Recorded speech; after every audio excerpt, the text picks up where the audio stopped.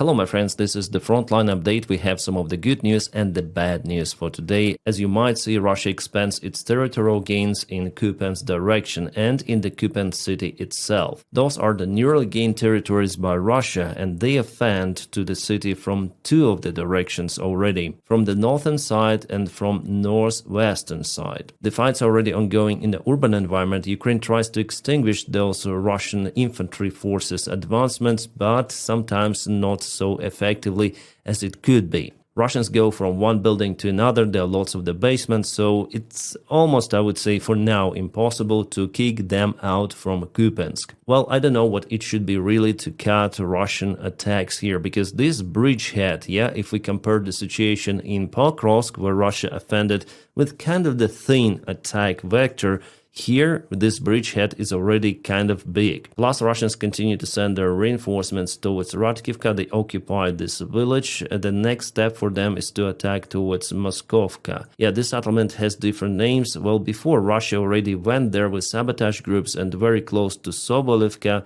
but Ukraine managed to repel this attack. However, with this bridgehead again, it's very complicated for Ukrainian army to withstand those attacks from north or the northwestern directions. Here I may admit that the tube operation played its great role in offensive towards Kupiansk. And here's more detailed map. I take it from the Myko Center 3. Very good analytic. He analyzes all of the drone images and so on. The maps presented are pretty much legit, and you see that Russians are already in Kupiansk. They take more ground. Soon they might even go to the central part. Well, it's not even a town, it's the city, divided by river into two of the parts. Now I would say that for Ukraine it's time to think of how to withdraw the forces from this entire area. So why this Russian operation is so important? Because they may cut Ukrainian forces in the vast area. You see, there is the bridge, it is still okay. So the Oskil River goes like this. There is the bridge, but it was actually hit by Russia already. I don't know if you can see it here, but the railway bridge was totally kaputted well before, and Russia already hit this automobile part of the bridge. Here we have the new satellite images from Google. It seems like there were some of the jobs done by Ukraine to reinsure the supplements, but it's really hard to tell the condition of this bridge. Also, if I go a little to the north, here Russia also cut this bridge. They hit it several of the times. I'm out of the information if Ukraine was capable to reinstall it, and you see,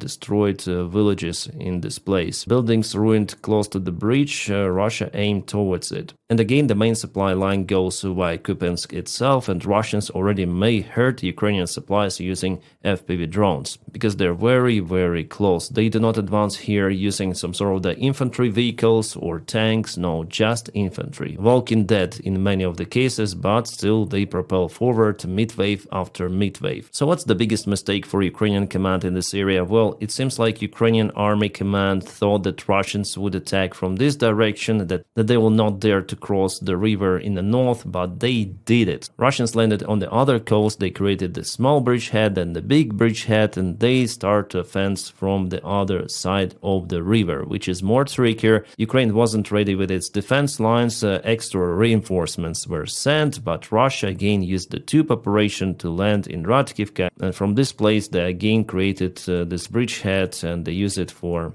attacks. Well, before the Russian military command definitely wanted to advance to Kupiansk from Sinkivka, so from this side, but Sinkivka is very defended. For 2 years Russia actually wanted to take this small village, and they lost thousands of the infantry forces plus dozens of vehicles. This village is crazy for the Russian losses, that's why Russians went to this alternate route. For them it was more profitable, and actually they create more threats for Ukraine in Kupiansk and in this entire region. About Kupiansk, we have some extra information from OSINT Analytics. They say that Ukraine is transferring the 3rd Assault Brigade into the city. The transfer has already been ongoing since at least September 13th, according to my information. There was the screenshot published from some of the message. Well, I guess tomorrow I'll try to confirm this information, because I don't have direct connection with 3rd Assault Brigade, but sometimes they say about their movements themselves, and they publish drone videos. It takes them usually several days to show the results of their drone operations, or another kind of operations using infantry forces. We will know it for sure, I hope, tomorrow. Yeah, it's quite logical to send the 3rd Assault Brigade to Sumy because they're not far away actually right now from that direction. From what I know before, they operated in Liman. Yeah, the deep state also confirms the difficult situation in Kupiansk. You can see that the gray area is in the central part of the city. I follow the Officer Plus who is out there on the front lines, who knows about the situation on the ground. He said that unfortunately Ukrainian military command wasn't really prepared for the defense of the city.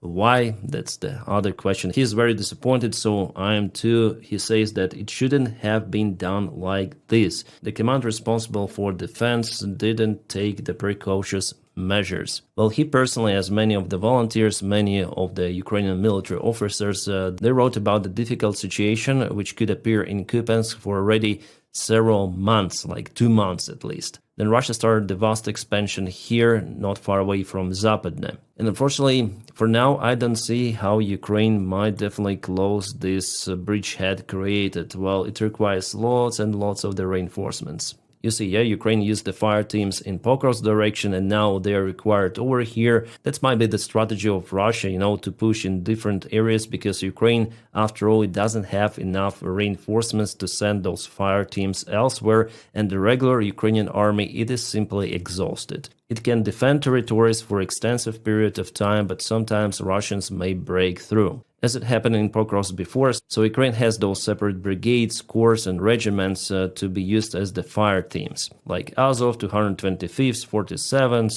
3rd Assault Brigade. There are many, but still it's not enough to fight against Russian army elsewhere. Now regular Ukrainian armies, like mobilized people from elsewhere, forced mobilization, they are in lack of motivation, definitely. Many of them, let's say, tell the things as they are, guys. Because I know what is happening on the front line. So Ukrainian army, the regular one, is not as it was in 2022. Then our guys were really motivated and liberated all of this territory plus Kherson region. Yeah, it's not happening like this any longer. Simply out of the resources and in general exhausted. That's why volunteers like Sternenko and many others, they are calling for reforms in Ukrainian army. And I'm also calling about it because judging on what is happening on the front lines with Kupiansk, with the Russian breakthrough in Pokrovsk, that was eliminated. Yes, it was done correctly, but before Ukraine wasn't really ready for that Russian breakthrough. So we all have the questions to the competence of the Ukrainian army command, to some of the local commanders,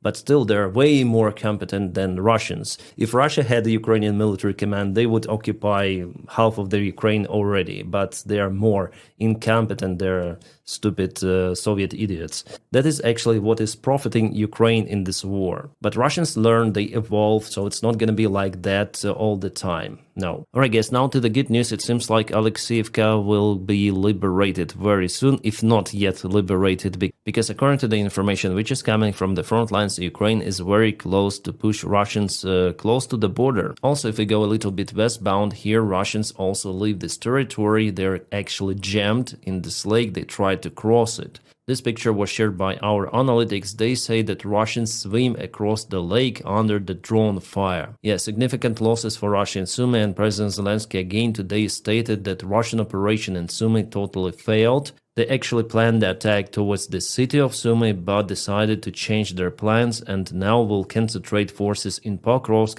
and Zaporizhia directions. About Pokrovsk direction and Konstantinovka, there were no changes for the last, I would say, couple of days. The information about the Russian encirclement here, well, some analytics say that Russians are being encircled, some say not. I guess Ukraine should take Mayak to reinsure the encirclement. And here is the possible one more encirclement. I've told about it, I guess already I'm telling for several of the days that Ukraine has the chance for it, but so far Ukrainian army wasn't able to cut supplies entirely. In Pokrovsk itself, you may see the expansion of the gray area here. In Zviro, where Russia expanded this attack, and they may send more sabotage troops to the settlement itself. Well, before it was similar with the Russian sabotage forces even entering the central part of the settlement, but later on they were repelled. So this Russian new attack also could be cancelled. If you go to the southwest, there is the Russian army movement yesterday and today. They gained more ground in those fields and they want to take Nova Ivanivka village. Yes, definitely there was the movement. Well, judging on the Russian movement for the last months, let's go to August 16th.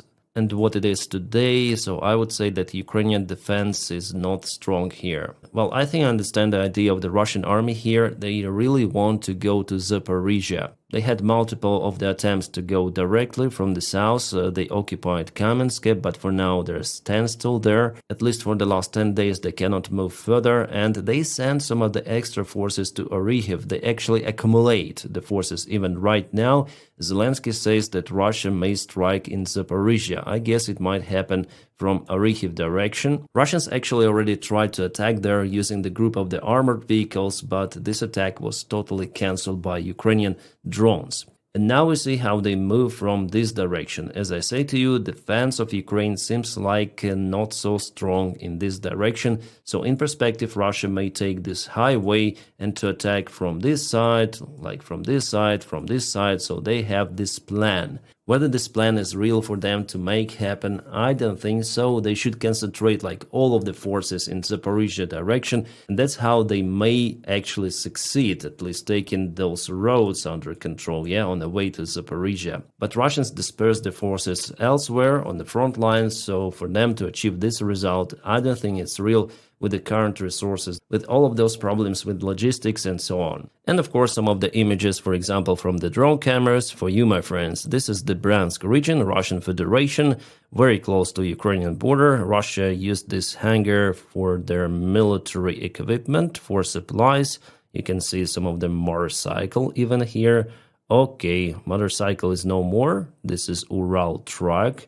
I wonder where are Russians, why they left this vehicle over there alone. Well, this vehicle is no more. Yeah, one more Ural truck. I think, yeah, it's different one because the previous one was kaputted, I guess. Here we go. Probably they sleep. Oh, there was there was munition hidden. And of course, you can see the result. And this is the course direction. You may see Bukhanka van violate some sort of the traffic rules, and it was punished right away.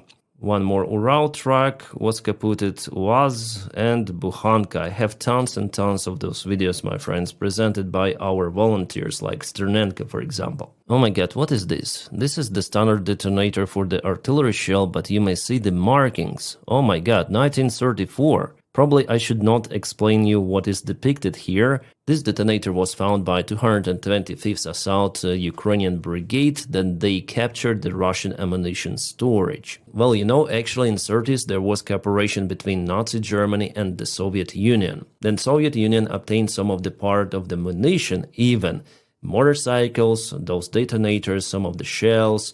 In its turn, Soviet Union sent some of the resources to Germany like aluminium or alloy to make airplanes, oil and other stuff. There was the real cooperation. And we see that even now Russia is using that munition that was supplied to them by Nazi Germany. Crazy!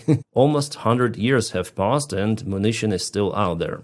Alright, I have some of the images that I cannot really show you fully on this YouTube channel. Probably I'm gonna record separate video, especially for my supporters on Patreon. And on this channel membership, I'm gonna remove monetization from the video I want to publish. But here, I want to show you some of the screenshots. Those are the Russian soldiers. Here they were ambushed a little by Ukrainian drones. Yeah, it was kind of interesting situation for them here. But from what I see, they have pretty much good equipment. All of those helmets, ammunition, everything is so solid, even the neck protection is here. Plus the Kalashnikovs which they use are more made, with some of the upgrade even. Here's the place to install something on top, there's the scope. Definitely the Russian army evolved for the last few years. Right guys, stand by for one more video from me today. I'm gonna film it in several hours. It's gonna be the general news update, so it was dedicated to the front lines only, and later on general news about Ukraine and maybe even more. And separate thanks again for my Patreon supporters. Guys, you make my job possible. Without your help, I wouldn't be able to film